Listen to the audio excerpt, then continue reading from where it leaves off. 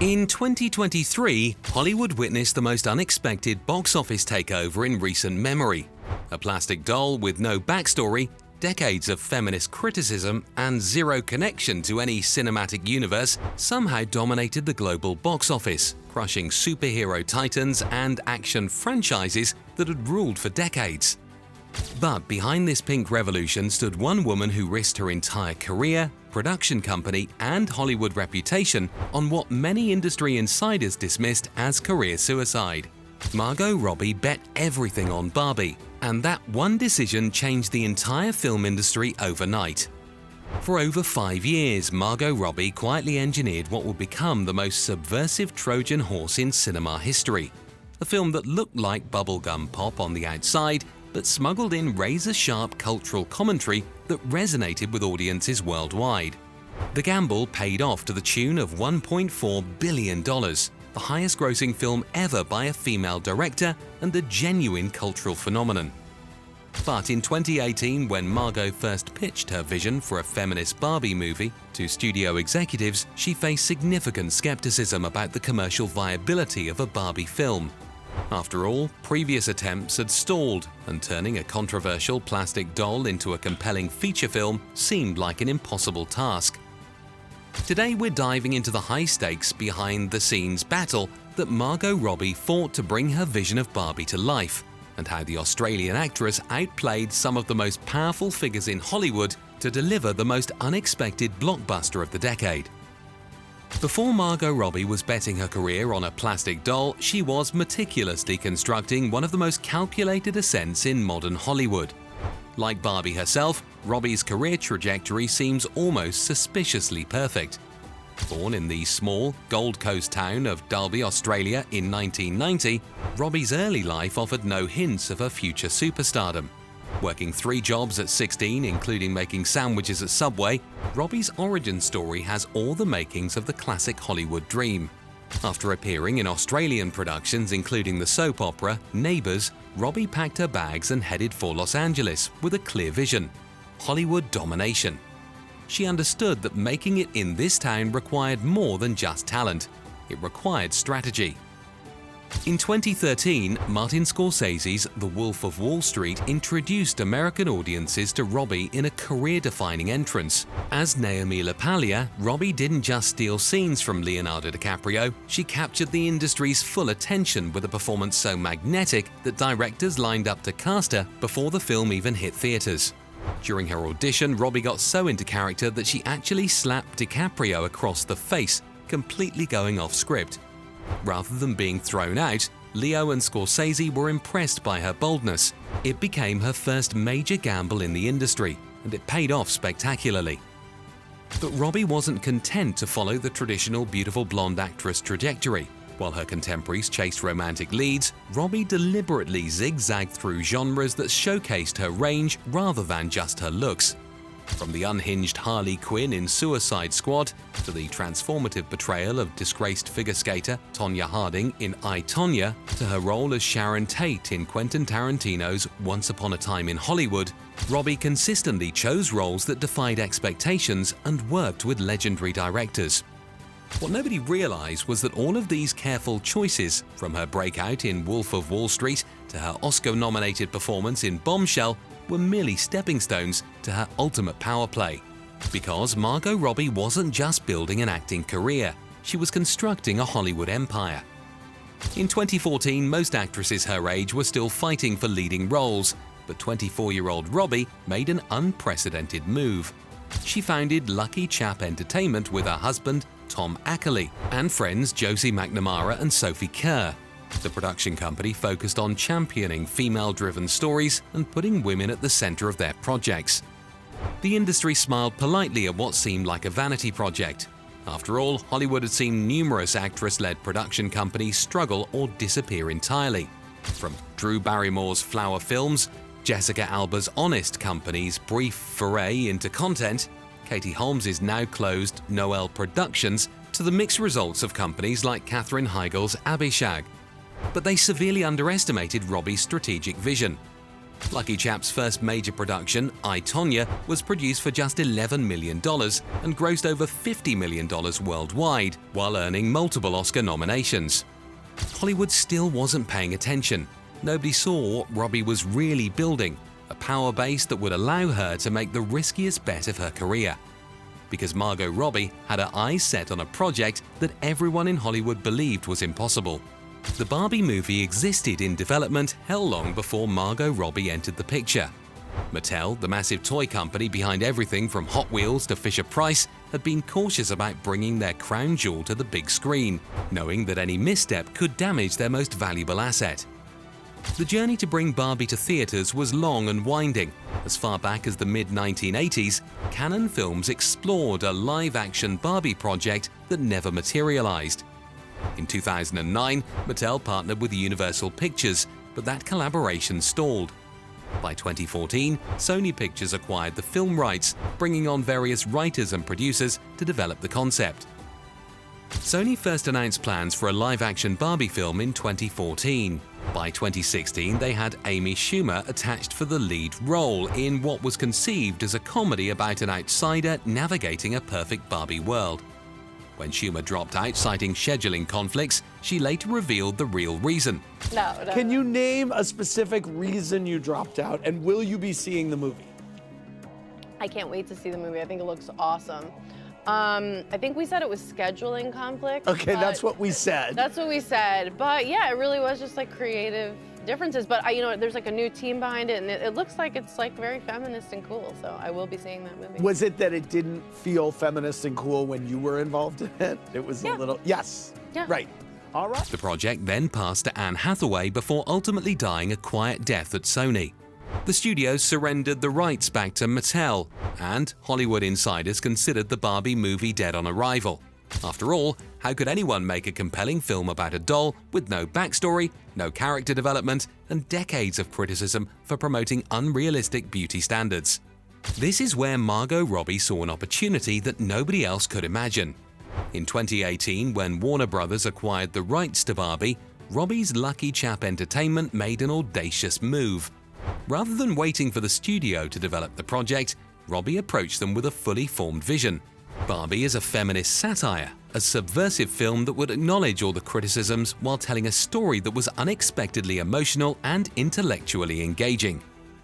It was a matter of finding the right talent that can appreciate the brand's authenticity and bring that controversy to life in a way that, yes, pokes fun at us, but ultimately is purposeful and has heart, explained Richard Dixon, former COO and president of Mattel. The studio executives were skeptical. In an industry where nine-figure investments are routinely placed on established franchises with built audiences, a satirical take on a plastic doll represented an enormous financial risk. According to several industry insiders, Warner Brothers initially offered a modest budget and limited marketing commitment.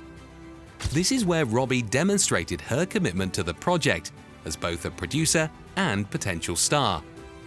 She was staking her professional reputation on a film concept that many in the industry viewed as incredibly risky. Previous attempts to bring Barbie to the big screen had failed, and making a movie about the controversial doll could easily have backfired.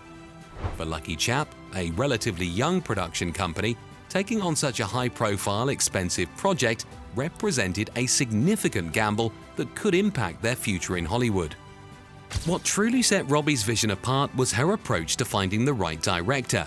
Despite having America's sweetheart image and blonde bombshell looks that made her the obvious choice to play Barbie, Robbie wasn't even focusing on herself as the star. In fact, as she revealed in interviews, she made it clear to Greta Gerwig. But I did make it very clear to Greta being our writer and director, she was always who I wanted to make a Barbie movie with. I said to her when she said, yes, I'll come on board, I don't have to be in the movie. I'm very passionate about making this as a producer, but I don't have to play Barbie or be in the movie in any capacity. I'm happy just to produce. And she was like, no, I really want to write this for you. And she wrote me an amazing part, so I'm very grateful. Her priority was finding the perfect director who could elevate the material beyond a toy commercial. When LuckyChap announced Greta Gerwig, the indie darling behind Lady Bird and Little Women, as the director for Barbie, Hollywood collectively gasped. Gerwig, known for nuanced, emotionally complex female narratives, seemed utterly mismatched with the bright pink world of Barbie. The partnership between Robbie and Gerwig transformed what could have been a forgettable cash grab into a cultural phenomenon in waiting. Gerwig co-wrote the screenplay with her partner Noah Baumbach, further confounding industry expectations. The director of Marriage Story was now writing Barbie. Nobody knew what to expect anymore. By early 2022, the pieces were falling into place, but the stakes had never been higher. Mattel had gone all in on the film's success, with plans to revitalize their flagship brand through this unexpected collaboration. Warner Brothers had committed a substantial $145 million production budget, plus an additional $150 million for marketing, a sign of their confidence in the project despite its unconventional premise. The studio scheduled a major summer release, placing Barbie in theaters on July 21, 2023, the same day as Christopher Nolan's Oppenheimer, which would later spawn the unexpected Barbenheimer phenomenon. In March 2023, the first trailer for Barbie dropped and the internet exploded. Opening with a parody of 2001: A Space Odyssey, where young girls destroyed their Barbie dolls after seeing Barbie for the first time, the trailer announced that this was not the Barbie movie anyone expected.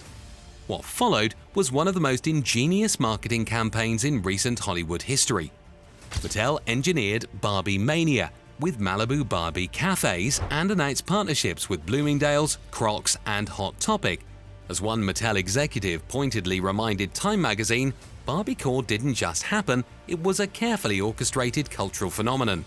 Margot Robbie, now fully embracing her dual role as star and producer, became the living embodiment of the campaign.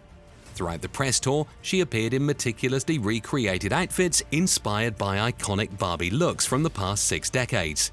Each public appearance became a viral moment, with fashion websites and social media accounts documenting every pink ensemble.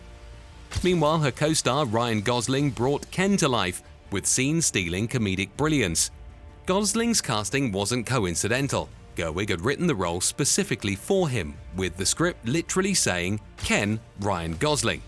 As Robbie revealed in interviews, they wouldn't take no for an answer when pursuing him for the role. She wrote him into the script as well. It always said in the script, Barbie Margot and Ken Ryan Gosling. So we manifested that into existence as well, and just pretty much wouldn't take no for an answer. We're like, Ryan, you have to come do it. It's on the page, you have to. His musical number, I'm Just Ken, became an unexpected cultural phenomenon, topping charts and earning millions of streams. The song was so popular that it sparked parodies, including a memorable Saturday Night Live sketch called I'm Just Pete that paid homage to Gosling's performance. His full commitment to the role, from his bleached hair to his over-the-top beach outfits, created the perfect counterpart to Robbie's Barbie. When the Barbenheimer memes began circulating online, juxtaposing the bright pink world of Barbie with the apocalyptic imagery of Oppenheimer, what had started as a potential box office rivalry had transformed into the biggest movie event of the year. Rather than competing, the two films seemed to feed off each other's energy, with countless moviegoers planning to see both in the same weekend. The marketing extended far beyond traditional channels. An Airbnb replica of Barbie's Malibu dream house was made available for bookings. Limited edition Barbie Xbox consoles were released. Gap, Aldo, Bumble, Forever 21 and dozens of other brands launched Barbie-themed collections. Even high-end fashion houses created Barbie-inspired lines. By the time the film premiered in July 2023, the conversation had shifted from "why would anyone make a Barbie movie" to "how could the Barbie movie possibly live up to this hype?" It was a question that was about to get answered definitively. On the opening weekend, Barbie smashed box office expectations.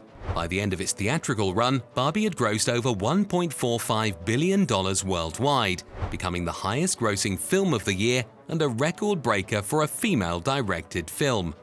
The critical reception was equally impressive. Barbie earned strong reviews from critics who praised the film for being more thoughtful and entertaining than many had anticipated. What could have been dismissed as a simple toy commercial was instead recognized as a smart, culturally relevant film that resonated with audiences worldwide. Barbie had become the rarest of Hollywood achievements, a film that satisfied both the accountants and the critics. But the true magnitude of Margot Robbie's triumph went beyond numbers and reviews. In the weeks following the film's release, an unexpected conversation began happening in cultural spaces rarely concerned with summer blockbusters. The film's exploration of themes related to womanhood, identity, and societal norms generated widespread critical acclaim and discussion. Following the release, Mattel experienced a boost in sales, with net sales rising 9% in the third quarter. Importantly, Barbie shattered multiple industry records, becoming the highest-grossing comedy film and the highest-grossing release by a solo female director. The triumph was made sweeter by the long odds that had faced the project, from the skeptical executives who had dismissed a Barbie movie in earlier iterations to the marketing challenge of selling a film about a plastic doll to adult audiences. Every step of Barbie's journey to the screen had been fraught with obstacles. The most impressive aspect of Barbie's success was how it repositioned Margot Robbie in Hollywood. There's before Barbie and after Barbie in Margot's career. Before, she was an actress who also produced. After, she's a Hollywood powerhouse who happens to act. That distinction changes everything about her leverage in this town. As the pink dust settles on Barbie's historic run, the question inevitably turns to, what's next for Margot Robbie? In late 2024, following the tremendous success of Barbie, Robbie welcomed her first child, a baby boy, with her husband Tom Ackley. The timing seemed perfect. Having reached the pinnacle of her acting and producing career, Robbie embraced motherhood at a moment when her industry power was at its zenith. Even as Robbie takes time for this new chapter in her life, her influence continues to grow. LuckyChap Entertainment now has numerous projects in development, with studios eager to collaborate with the company that delivered such a massive hit. Barbie herself has been transformed from a controversial relic into a rejuvenated cultural icon. While Mattel had announced plans to develop 19 movies based on its popular toys and brands back in 2021, including Masters of the Universe, Polly Pocket, and Hot Wheels, the success of Barbie has accelerated and validated this strategy. The film industry, notorious for its resistance to change, has had to reconsider its assumptions about what kinds of stories can achieve blockbuster status. Barbie's dominance has established new possibilities for what audiences will embrace. What makes Margot Robbie's Barbie gamble so extraordinary isn't just the victory, it's how she won. By taking a property that symbolized unrealistic perfection and turning it into a story about embracing imperfection, Robbie created more than a hit film. She rewrote the rules of what a blockbuster could be. In a town built on impossible dreams, Margot Robbie accomplished perhaps the most impossible feat of all. She made Barbie relevant, meaningful, and revolutionary. And in doing so, she didn't just bet everything on a plastic doll. She bet everything on her own vision, against all conventional wisdom. That bet has paid off in ways that will reshape Hollywood for years to come. The question now isn't whether Margot Robbie will top the success of Barbie, it's whether anyone else in Hollywood will ever match the perfect pink storm she created. What did you think of Barbie? Let us know in the comments below, and remember to like and subscribe for more deep dives into Hollywood's biggest game changers.